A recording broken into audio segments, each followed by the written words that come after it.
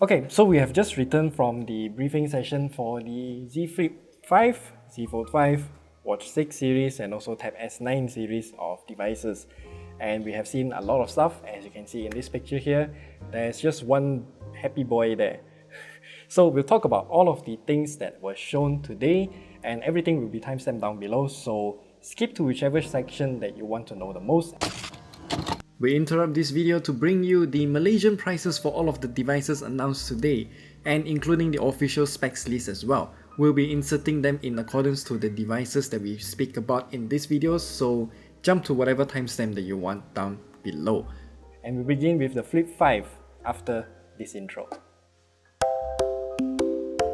So, the Galaxy Flip 5 will come in a total of 4 different colors. We have cream, graphite, mint and also lavender color.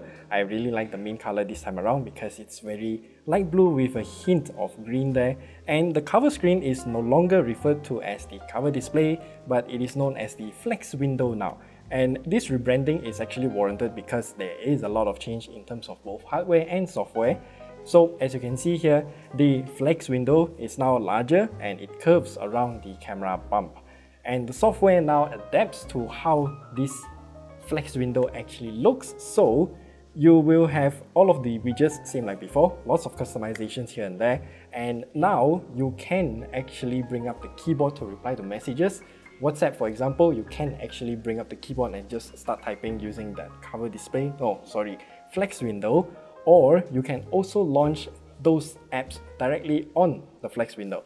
Granted, this is only gonna work for a few selected apps. So for example here, I'm using Google Maps and you can actually just key in whatever destination you want and then look at the flex window and then just navigate from there. This is especially useful if you are walking to whatever places and then you don't want to unfold your device to look at the screen. So it's real convenient. And one thing that I did realize is that the little extra bump at the bottom right corner there, you have the home and also back buttons there, but if you enable gesture navigation, then those two buttons will just disappear. So kind of adapts to how you want to use your device. And also you can pinch out and then you can start to see everything from your widgets or list of them, then you can quickly jump to whichever you want to use at that time. This is real useful, by the way.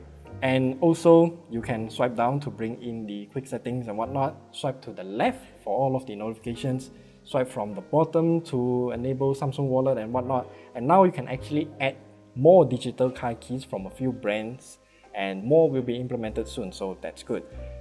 And now, the most important thing that I want to talk about, the biggest change, is actually the hinge. It is now called the Flex Hinge and it closes with 0 gaps. It's very similar to a teardrop hinge but not quite, and since it closes with no gaps, the entire display is 2mm thinner than before, measuring at only 15.1mm now, and it still retains the IPX8 rating as well. And we still have the same flex mode as before, so I'm just gonna skip all through. And back to the cameras a little while.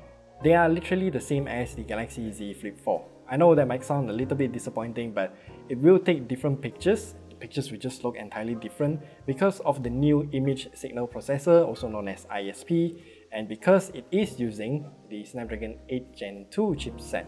8 Gen 2 for Galaxy, by the way, which is the same one as their S23 series.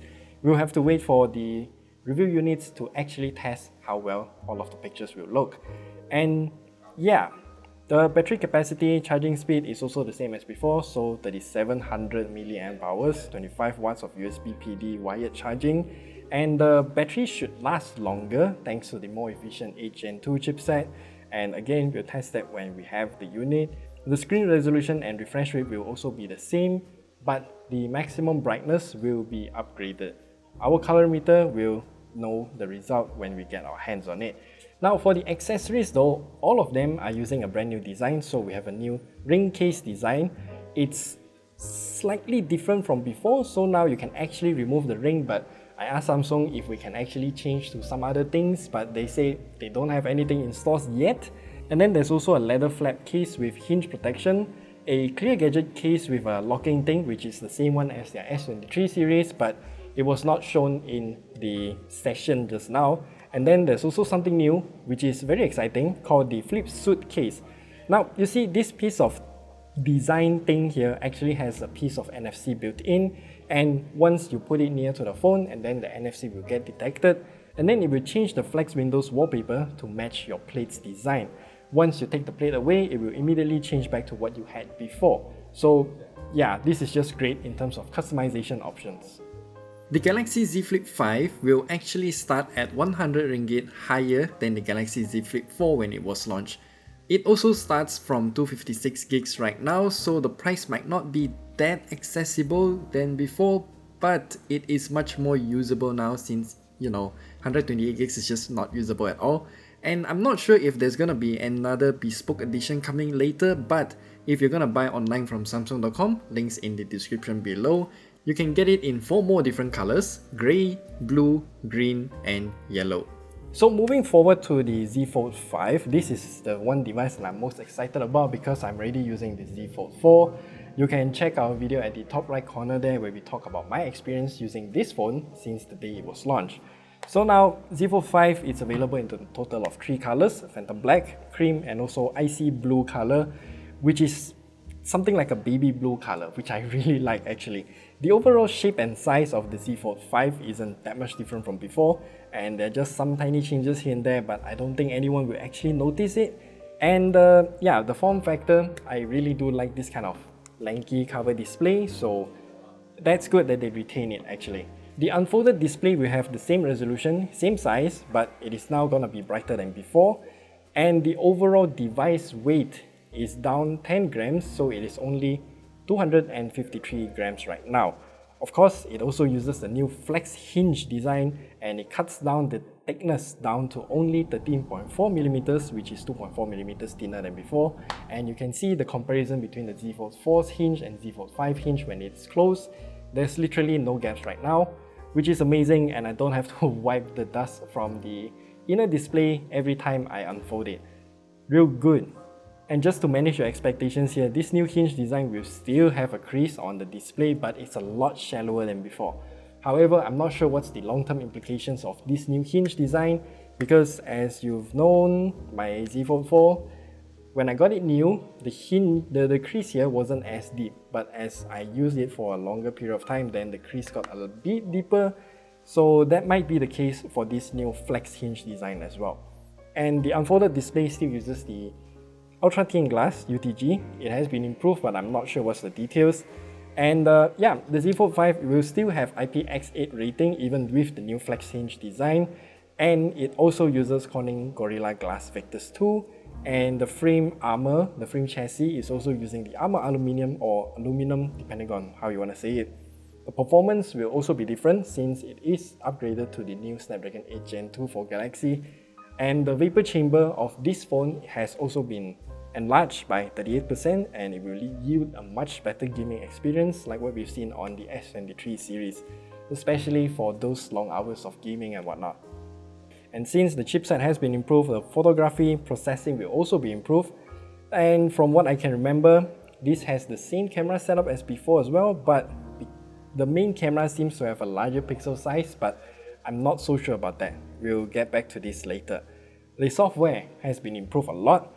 Multitasking is now gonna be on steroids because we can put more recent apps in the taskbar, and we can have 5 pop-up windows, and then you can put it on the sides just as what we've shown here, and then we can group them all together into one stacked widget. This is real convenient and it's gonna take multitasking to the next level, I'd say. And then we also have a new gesture that we can do. So for example, what I'm doing here is gallery. I'm just gonna hold this picture, use my second hand to open Samsung Notes, and then paste the picture in there. This is real convenient, and I don't have to do it the old way. This is just a lot faster.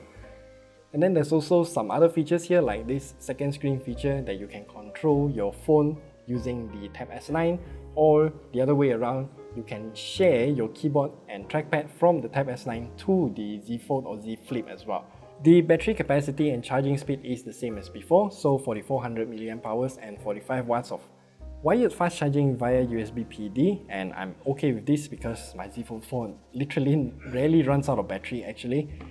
And for the S Pen, it is still not embedded, but we're getting there. Introducing the new S Pen design. This is thinner and smaller than before, and it can actually be packed inside this case.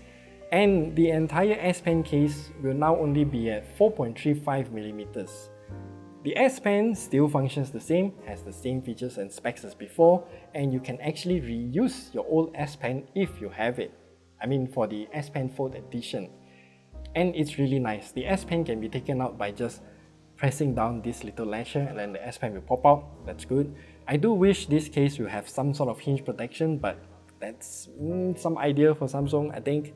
And yeah, speaking of those accessories, we also have a new leather case and then standing strap case. This is actually reusing the design from the Z Fold 4's S Pen case.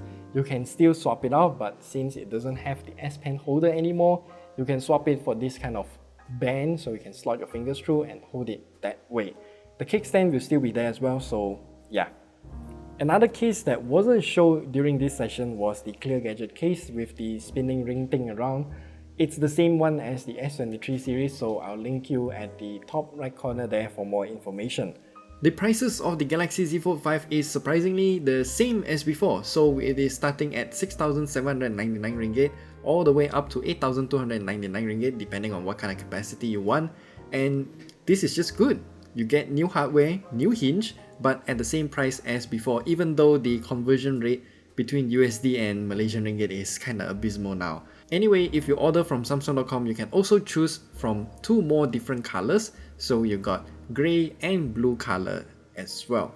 I'm not sure how different this blue color is when compared to the icy blue color, because technically they are both blue, so maybe the hinge is blue as well. I don't know because I don't have any details about how it looks. And now for the Tab S9 series, there are a total of 3 tablets, Tab S9, S9 Plus and S9 Ultra. Same sizes as before, but this time it's available in 2 colors, beige or graphite color.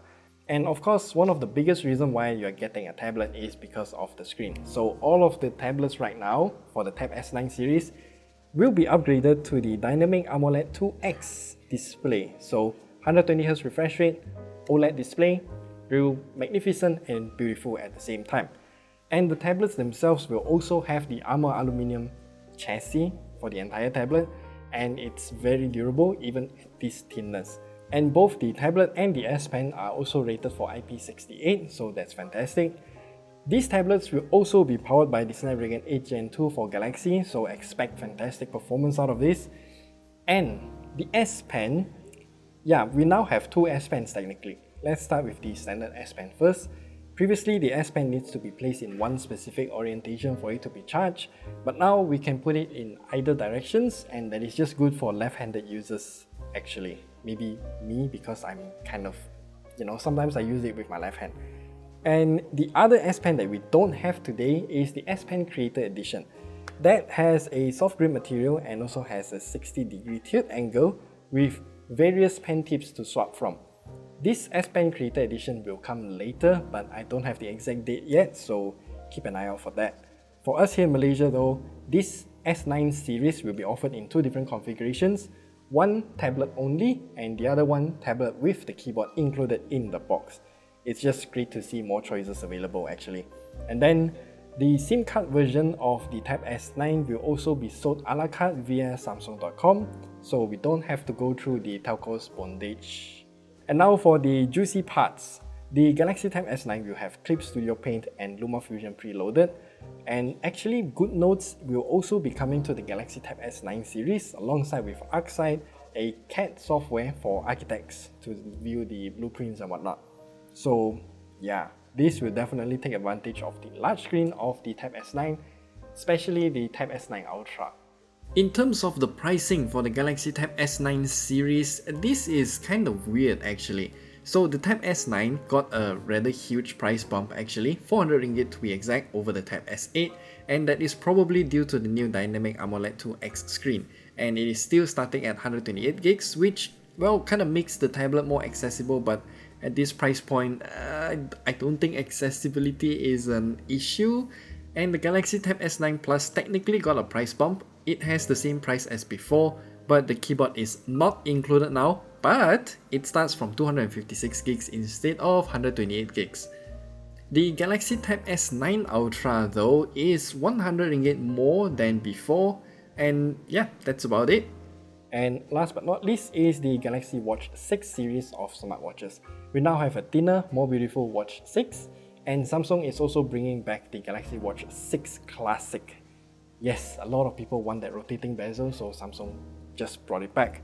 The Classic is also slightly bigger than before actually, and all of these watches are available in two sizes. So Watch 6, 40 and 44mm, Watch 6 Classic is 43 and 47mm in size. Yeah, keep note of that. And there are quite a lot of changes to the Galaxy Watch 6 series actually. So there is definitely a new chipset inside, so it's using the Exynos W930 chipset, 20% larger screen, and that is due to the smaller bezels. Samsung claims that it's 30% slimmer bezel, and for the Classic specifically, it's 15% thinner rotating bezel. And as you can see here, the watch just looks a lot more gorgeous than before since the bezel has been shrunken down so much. And the default strap is now using a pushpin design, and yeah, it's literally just a push of a button and then you can remove the strap. A lot easier than before with those hinges and whatnot.